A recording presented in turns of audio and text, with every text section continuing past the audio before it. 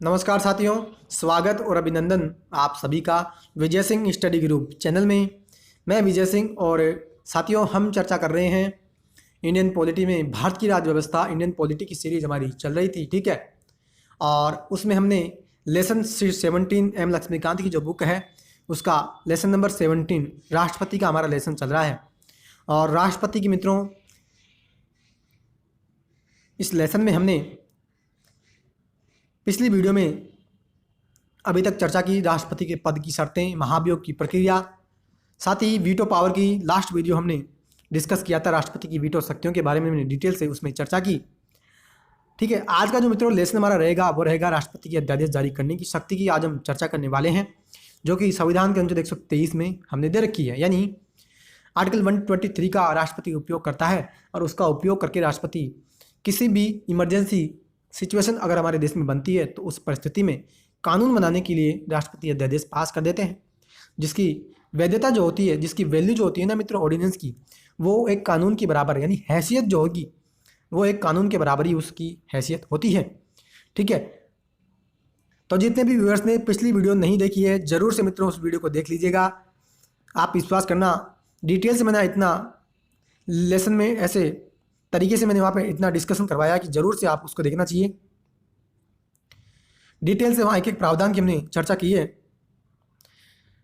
तो साथियों, अगर वीडियो पसंद आए तो वीडियो को लाइक करना, ज़्यादा से ज़्यादा दोस्तों मित्रों इस वीडियो को शेयर करना, और चैनल को आपने अभी तक सब्सक्राइब नहीं किया जरूर से मित्रों आप चैनल को सब्सक्राइब कर लेना, ठीक है। और बेल का जो आइकन है, घंटी का जो बटन है, उसके ऑल पर क्लिक करना है ताकि सभी वीडियो का नोटिफिकेशन आपको मिल जाएगा, ठीक है। तो साथियों चर्चा अब हम स्टार्ट करते हैं। अध्यादेश जारी करने की शक्ति की पहली चर्चा करते हैं। देखो, पहली बात कि राष्ट्रपति अध्यादेश जारी करने की शक्ति जो होती है ना, हमने ये शक्ति राष्ट्रपति को क्यों दी। देखिए, कानून कैसे बनता है? कानून जब बनता है जब संसद का जो दोनों सदन होते हैं, एक तो लोकसभा या राज्यसभा, ठीक है, दोनों सदन एक सदन में बिल लेकर के आते हैं, या तो हम बिल लेकर के इसमें आ जाएं, या इसमें एक सदन से बिल लाया जाता है दूसरे सदन में भेजा जाता है, राज्यसभा ने उसको पारित कर देते हैं तो राष्ट्रपति के पास वो बिल जाता है और राष्ट्रपति उसको पारित करते हैं, तब जा करके वो बिल एक कानून बनता है। यानी कानून बनाने की प्रक्रिया ऐसे होती है। लेकिन मान लीजिए ऐसी कोई परिस्थिति है कि उस समय संसद अपने सत्र में है ही नहीं, यानी संसद के 3 सत्र होते हैं, एक तो बजट सत्र, एक मानसून और एक शीतकालीन सत्र। अब मान लीजिए तीनों सत्र, यानी ऐसी कोई कंडीशन बन गई देश में कि उस समय संसद के, यानी आपको पता है कि संसद के सत्र जो चलते हैं वो कुछ समय के लिए चलते हैं, बाद में तो संसद का सत्रों का सत्रावसान हो जाता है, ठीक है। तो मान लीजिए ऐसी कोई स्थिति है जिसमें संसद अपने सत्र में है नहीं, यानी लोकसभा और राज्यसभा अपने, यानी राज्यसभा तो हमेशा काम करती रहती है लेकिन लोकसभा मान लीजिए उस सदन में सत्र में है नहीं, यानी लोकसभा का जो सत्र होता है वो सत्र सदन में है नहीं। और उस परिस्थिति में मान लीजिए हमें कानून बनाना है, तो फिर कानून कौन बनाए? तो उस परिस्थिति से, उस इमरजेंसी कंडीशन से हमें निपटने के लिए हमने क्या किया, राष्ट्रपति को हमने ये पावर दे दी कि भैया राष्ट्रपति आप क्या करना, आर्टिकल 123 का आप उपयोग करना और इसका यूज करके आप क्या करोगे, ऑर्डिनेंस यानी अध्यादेश आप पास कर दोगे। और उसकी जो अहमियत होगी, उसकी जो वैल्यू होगी ना, वो एक कानून के बराबर होती है। यानी जैसे कानून बनता है ना लोकसभा से, फिर राज्यसभा से, फिर राष्ट्रपति उसको सहमति देते हैं, तब जाकर के वो कानून बनता है। उसी हैसियत से, उसी प्रकार की हैसियत उस अध्यादेश की भी होगी। तो इस इमरजेंसी, इस आपातकालीन परिस्थिति से निपटने के लिए हमने क्या किया, हमने राष्ट्रपति को अध्यादेश जारी करने की शक्ति दी है संविधान के अनुच्छेद 123 के माध्यम से, ठीक है। तो इसलिए हमने क्या किया, अध्यादेश निर्माण की शक्ति हमने राष्ट्रपति को दी है, ठीक है। आई होप कि यहाँ तक की मित्रों बात आपको समझ में आई है। चर्चा स्टार्ट करते हैं। कहते हैं कि संविधान के आर्टिकल 123 के तहत राष्ट्रपति को संसद के सत्रावसान की अवधि में अध्यादेश जारी करने की शक्ति हमने दी है, ठीक है। ये मैंने आपको चर्चा कर ली कि संसद का मान लीजिए सत्रावसान है, संसद मान लीजिए उस समय सत्र में है ही नहीं, तो उस समय उस अवधि में हमने ऑर्डिनेंस पास करने की शक्ति राष्ट्रपति को हमने दी है, ठीक है। इन अध्यादेशों का प्रभाव व शक्तियाँ संसद के द्वारा बनाए गए कानून की तरह ही होती है, परंतु ये प्रकृति से अल्पकालीन होते हैं। अध्यादेश जारी करने की शक्ति के प्रयोग में 4 सीमाएं भी है, यानी वही बात यहाँ पे करें हैं। मैंने आपको पहले ही बता दिया था कि अध्यादेशों का जो प्रभाव होगा, जो वैल्यू होगी, वो जो संसद कानून बनाती है ना मित्रों, उसी कानून की तरह ही उस अध्यादेश की भी वैल्यू होती है। यानी उस अध्यादेश का प्रभाव जो होता, इफेक्ट जो पड़ेगा, इफेक्ट जो, यानी इतना इफेक्टिव होता है जितना कि वो कानून होता है। लेकिन ये कहता है कि वे प्रकृति से अल्पकालीन होते हैं, यानी अध्यादेश की जो अवधि होती है ना मित्रों, एक बहुत कम समय के लिए अध्यादेश की अवधि होती है, ठीक है, अल्पकालीन होते हैं। अध्यादेश जारी करने की शक्ति में हमने 4 सीमाएं हमने दे रखी है। कौन कौन सी? देखो क्या कहता है कि वह अध्यादेश केवल तभी जारी करेगा जब संसद के दोनों अथवा दोनों में से किसी भी एक सदन का सत्र न चल रहा हो। बहुत इंपॉर्टेंट है मित्रों। सामान्यतः हम ये देखते हैं कि संसद सत्र में नहीं होती है तो अध्यादेश पास किया जाता है, लेकिन बिल्कुल ये बात सही है, लेकिन यहाँ पे एक बात गौर करने और योग्य और है मित्रों कि अध्यादेश कब जारी किया जाएगा जब या तो संसद के दोनों सदन या दोनों में से एक भी सदन सत्र में न हो, ठीक है। अध्यादेश उस समय भी जारी किया जा सकता है जब संसद में केवल एक सदन का सत्र चल रहा हो, क्योंकि कोई भी विधेयक दोनों सदनों द्वारा पारित किया जाना होता है, न कि केवल एक सदन द्वारा।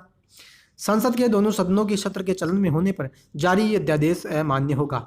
सिंपल सी बात चर्चा करें तो सीधी सी बात यह कहना चाहता है कि अध्यादेश देखो कब जारी किया जाएगा, या तो संसद के दोनों सदन सत्र में न हो या संसद का एक सदन सत्र में न हो, ठीक है। यानी एक सदन सत्र में चल रहा होता नहीं, मान लीजिए मैंने आपको पहले भी कहा कि राज्यसभा विघटित नहीं होती, राज्यसभा की कार्रवाई हमेशा चलती रहती है, तो राज्यसभा तो अपने सदन में, यानी राज्यसभा तो सत्र में है ही, लेकिन लोकसभा मान लीजिए सत्र में नहीं है, तो उस समय भी ऑर्डिनेंस पास किया जा सकता है, क्योंकि कोई भी बिल जो है ना मित्रों वो तभी पारित होता है जब दोनों सदन उसको पारित कर दें, ठीक है। तो इस कारण से मित्रों एक सदन अगर सत्र में है तो भी जो है मित्रों अध्यादेश जारी किया जा सकता है। कह रहा है कि अध्यादेश उस समय भी हम जारी कर सकते हैं जब संसद में केवल एक सदन चल रहा हो, क्योंकि कोई भी बिल दोनों सदनों के द्वारा पारित किया जाता है, न कि केवल एक सदन के द्वारा। और आगे ये भी कहता है कि मान लीजिए लोकसभा भी अपने चलन में थी, यानी संसद के सत्र चल रहे थे, लेकिन उसी समय राष्ट्रपति ने अध्यादेश पास कर दिया तो वो अध्यादेश अमान्य होगा। क्यों? क्योंकि उस समय तो सदन सत्र में है, तो उस समय तक कानून बनाने के लिए जो हमने प्रोसेस बना रखी है कि लोकसभा फिर राज्यसभा और फिर राष्ट्रपति के पास बिल जाएगा और फिर जाकर के वो कानून बनेगा, तो सदन तो सत्र में है ही, उस कारण से तो उस समय तो फिर कानून अगर हमें बनाना है तो फिर तो लोकसभा यानी फिर तो सदन ही कानून बनाएगा, उस समय राष्ट्रपति आदेश जारी नहीं कर सकता। तो इसी कारण से हमने उस अध्यादेश को अमान्य करार दे दिया है, ठीक है। पहली तो ये कमी हमने बताई, सीमाएं हमने लगाए रखी है। दूसरी कि अध्यादेश केवल उन्हीं मुद्दों पर जारी किया जाएगा जिन पर संसद कानून बनाएगी। बिल्कुल सही बात है कि जिन विषयों पर संसद को कानून बनाने का हमने अधिकार दिया है, हमने पावर दी है, उन्हीं मुद्दों पर तो ऑर्डिनेंस पास किया जा सकता है, ठीक है। अन्य किसी मामलों पर तो अध्यादेश पास किया नहीं जा सकता। अध्यादेश पर वही संवैधानिक सीमाएं होती है जो संसद के द्वारा बनाए गए किसी कानून की होती है। अध्यादेश किसी भी मौलिक अधिकार का लघुकरण और उसको छीन नहीं सकता। यानी सिंपल सी बात, आप एक बात ध्यान रखना कि जैसी हैसियत कानून की होती है ना, वैसी ही हैसियत अध्यादेश की भी होती है, ठीक है। और उन्हीं मुद्दों पर जारी किया जाएगा जिन पर संसद कानून बनाएगी, और यानी जैसी पाबंदियां हमने कानून पर लगाई जाती है, यानी जैसी पाबंदी संसद के द्वारा बनाई गई कानून पर होती है ना, वही पाबंदियां अध्यादेश पर भी होती है। अध्यादेश जो होगा मित्रों वो न तो किसी मौलिक अधिकार को छीन सकता है और न ही उनकी वो कमी कर सकता है। क्लियर? तो दूसरी पाबंदी हमने अध्यादेश पर यह लगाई। तीसरी देखो क्या कहता है कि संसद के द्वारा कहता है कि संसद सत्रावसान की अवधि में जारी किया गया प्रत्येक अध्यादेश संसद की पुनः बैठक पर दोनों सदनों के समक्ष प्रस्तुत किया जाना चाहिए। अब मित्रों चर्चा हम कर रहे हैं कि कोई भी जो ऑर्डिनेंस पास किया जाता है ना, अध्यादेश जो लेकर के आया जाता है राष्ट्रपति के द्वारा, उसकी प्रोसेस के बारे में हम जान रहे हैं, ठीक है। तो ये कहता है कि बिल्कुल सही बात हमने चर्चा की थी कि संसद अगर सत्रावसान में है तो ही हम अध्यादेश पास करेंगे। अब उसमें या तो दोनों सदन चलन में ना हो या एक सदन चलन में हो तो भी अध्यादेश हम पास कर सकते हैं, इसकी हमने चर्चा कर ली है। अब चर्चा कर रहे हैं कि सत्रावसान की अवधि में जो भी हम अध्यादेश पास करेंगे ना, वो अध्यादेश संसद की पुनः बैठक होने पर दोनों सदनों के समक्ष हमको उसको प्रस्तुत करना पड़ेगा। यानी लोकसभा और राज्यसभा, ठीक है, लोकसभा चलन में नहीं थी, राज्यसभा चलन में होती है, ठीक है। तो इमरजेंसी कंडीशन आई, हमने क्या किया, राष्ट्रपति के माध्यम से अध्यादेश पास कर दिया, ठीक है। अध्यादेश हमने पास तो कर दिया। अब जैसे ही मान लीजिए सदन का सत्र स्टार्ट होगा ना मित्रों, चाहे वो मानसून सत्र हो या शीतकालीन सत्र हो, तो जैसे ही अध्यादेश पास करने के बाद चाहे 1 महीने में या 2 महीने में, जब भी अध्यादेश पास करने के बाद, जब भी सदन सत्र में, यानी जब भी सदन का सत्र स्टार्ट होगा, जब भी लोकसभा या राज्यसभा, यानी जब भी लोकसभा अपनी कार्रवाई के लिए बैठेगी, जब भी सदन का सत्र स्टार्ट होगा ना मित्रों, तो दोनों सदनों के सामने हमें उस अध्यादेश को रखना पड़ेगा। अध्यादेश की घोषणा होगी और अध्यादेश जारी होने के बाद दोनों सदनों के सामने हम उस बिल को रखेंगे, उस अध्यादेश को हमने रख देंगे हम, यानी उस अध्यादेश को हम दोनों सदनों के सामने सभा पटल पर हम उसको रख देंगे। यदि दोनों सदन उस अध्यादेश को पारित कर देंगे तो वह कानून का रूप बन जाएगा। यदि इस पर संसद कोई कार्रवाई नहीं करेगी तो संसद की दोबारा बैठक के 6 हफ्ते के पश्चात ये अध्यादेश समाप्त हो जाता है। यानी सीधी सी बात, आप ये ध्यान रखना कि किसी भी अध्यादेश की जो मैक्सिमम अवधि होगी ना, वो 6 माह की होगी। क्लियर? और अगर संसद ने मंजूरी नहीं दी तो 6 हफ्तों की होगी। क्लियर है? तो वही बात यहाँ पे कह रहे हैं कि इस पर संसद की कोई कार्रवाई नहीं करती है, यानी दोनों सदन अध्यादेश को पारित कर देंगे तो अध्यादेश पारित हो गया, तो सीधी सी बात है, पारित होने के बाद वो कानून बन जाएगा। लेकिन मान लीजिए संसद ने कोई कार्रवाई की ही नहीं, ठीक है, ना तो उसको पास किया ना ही उसको निरस्त किया, तो फिर क्या करेंगे कि दोबारा संसद की बैठक होगी और दोबारा संसद की बैठक होने के 6 हफ्ते के बाद वो अध्यादेश समाप्त हो जाएगा। क्लियर? यदि संसद के दोनों सदन इसका अनुमोदन कर दें तो यह 6 सप्ताह की अवधि से भी पहले समाप्त हो जाएगा। यानी सीधी सी बात क्या आप कहना चाहता है कि हमने सदन के सामने उस बिल को रख दिया, ठीक है, मान लीजिए सदन ने उस बिल को पास कर दिया, यानी सॉरी उस ऑर्डिनेंस को पास कर दिया, ठीक है, उस अध्यादेश को पास कर दिया तो वह कानून बन गया, ठीक है। उस अध्यादेश को मान लीजिए पास नहीं किया तो 6 सप्ताह के पहले ही वह बिल समाप्त हो गया। क्लियर? दोबारा बैठक के 6 सप्ताह के पश्चात यह अध्यादेश समाप्त हो जाएगा। और आगे ये कहता है कि अगर मान लीजिए संसद ने इसका निरनुमोदन कर दिया, यानी उसने अनुमोदित नहीं किया, तो वह बिल 6 सप्ताह से पहले ही समाप्त हो गया। इसका अर्थ यह हुआ कि किसी अध्यादेश की अधिकतम अवधि जो है ना मित्रों, वो 6 माह की होती है और संसद की मंजूरी अगर नहीं मिले तो 6 हफ्तों की होती है। वही तो मैं कह रहा हूँ कि सीधी सी बात है, अध्यादेश की जो मैक्सिमम अवधि होगी ना, मैक्सिमम जो टेन्योर, जो अवधि होगी, जो समय होगा, वो 6 माह का होगा। और मान लीजिए संसद के सामने सभा पटल पर हमने उस अध्यादेश को रखा और संसद ने उसको मान लीजिए निरनुमोदन कर दिया, यानी उसको अनुमोदन उसका नहीं किया, तो 6 सप्ताह से पहले ही वो बिल समाप्त हो गया है।